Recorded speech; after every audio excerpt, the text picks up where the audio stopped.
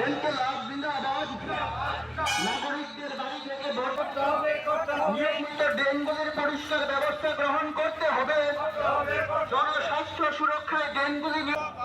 ইনকিলাব জিন্দাবাদ। মশার উপদ্রব থেকে পরিত্রাণ পেতে নিয়মিত প্রতিরোধমূলক ব্যবস্থা গ্রহণ করতে হবে। এই দাবিতে আজ দলে দলে যোগ দেন। ইনকিলাব জিন্দাবাদ।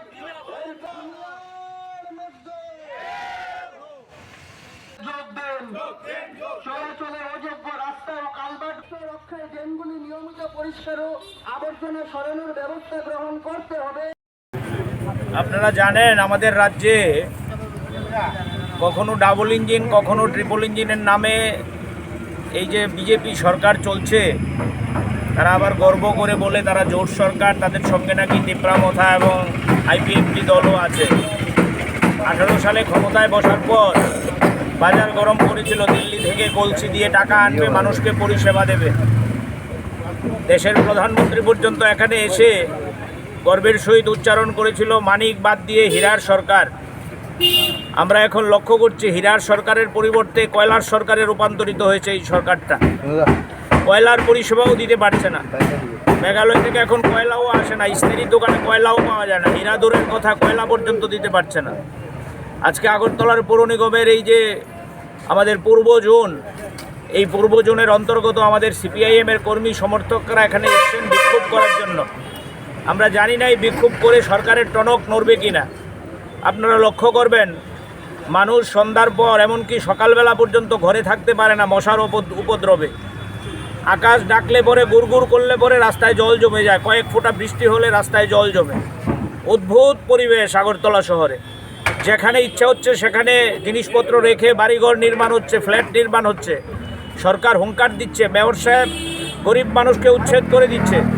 চৈত্র মেলার টোকেন দেওয়ার নাম করে গরিব মানুষ থেকে জুলুম করে টাকা নিচ্ছে। কিন্তু আমরা লক্ষ্য করছি আগরতলা শহরের ন্যূনতম পরিষেবা নেই হকারদের জন্য, মানুষের জন্য।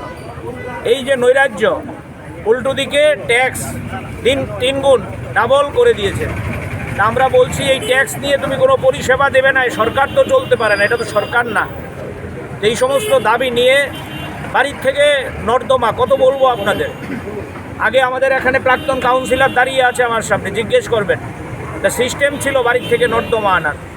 এখন 3 দিন 4 দিনে বাড়ির থেকে নর্দমা আনতে যায় না, মানুষ বাধ্য হয়ে রাস্তায় নর্দমা ফেলছে। এই যে আমরা মিছিল নিয়ে এলাম, নর্দমার উপর দিয়ে হেঁটে আসতে হয়েছে, জাতীয় সড়কের মধ্যে নর্দমা পড়ে আছে। এটা কোন ধরনের পৌর নাগরিক পরিষেবা?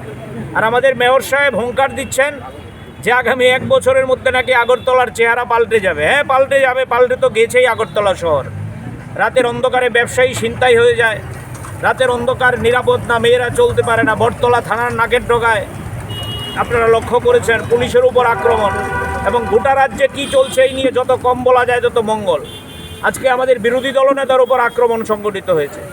তেলিয়ামুড়া এসডিএমকে দৌড়ে পালাতে হয়েছে। রাজ্যসভার আমাদের রাজ্যের মন্ত্রীরা নিরাপদ না। অদ্ভুত নৈরাজ্য গোটা রাজ্য জুড়ে, আইন শৃঙ্খলা একদম তলানিতে। সুতরাং সরকার যদি সেখানে তার পারফরমেন্স না থাকে, পৌরসভা পারফরমেন্স দিতে পারবে না, এটাই স্বাভাবিক। স্বয়ং সরকারেরই কোনো পারফরমেন্স নেই। সুতরাং এগুলির বিরুদ্ধে মানুষকে সচেতন করতে, সজাগ করতে আমরা এখানে এসছি। আমরা পৌর নিগমের কাছে ডেপুটেশন দেব, স্মারকলিপি দেব।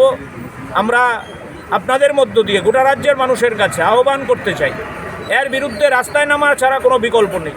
চলুন আমরা সবাই মিলে রাস্তায় নেমে সরকারকে হুঁশ ফেরাই। সরকার যে ঘুমিয়ে আছে, সরকার যে শুধুমাত্র ভাষণবাজি করছে, ডায়লগবাজি করছে, এর বিরুদ্ধে তাদেরকে সতর্ক করি।